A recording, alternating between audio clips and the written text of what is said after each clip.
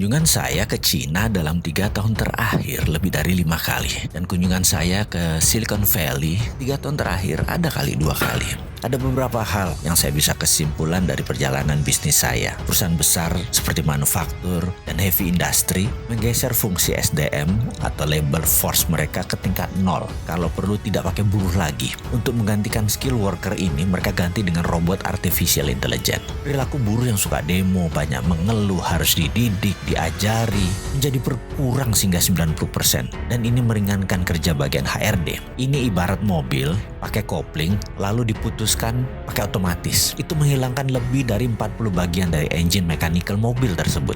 Selain lebih efisien di tenaga kerja, maka lebih kecil human error dan kecelakaan kerjanya. Karena kesalahan kerja yang menjadi kecil tersebut dan mesin yang menjadi lebih cepat tersebut, produksi bisa meningkat 2 kali lipat dibandingkan dengan menggunakan tenaga manusia. Teknologi AI, Artificial Intelligence, robotik tumbuh pesat 3 tahun terakhir dan 5 tahun ke depan makin ngeri lagi pertumbuhannya. Industri garment, industri otomotif, elektronik, dan banyak lagi telah mengganti hingga 80% labor force mereka dengan teknologi dan sebentar lagi akan merambah Indonesia. Apa yang terjadi dengan tingkat pengangguran di Indonesia kalau hal itu terjadi? Hal ini cukup menjadi perenungan buat kita semua.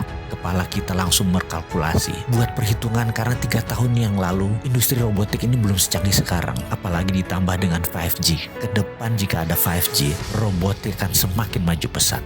Bagi perusahaan, walau lebih mahal sedikit investasinya atau kira-kira naik 20% dengan menggunakan robotik, namun karena perilaku manusia modern yang ribet cara berpikirnya, complicated, banyak ngeluhnya, banyak perusahaan besar menganggap lebih baik tidak pakai manusia modern yang terlalu banyak informasi di kepalanya. Pendapat saya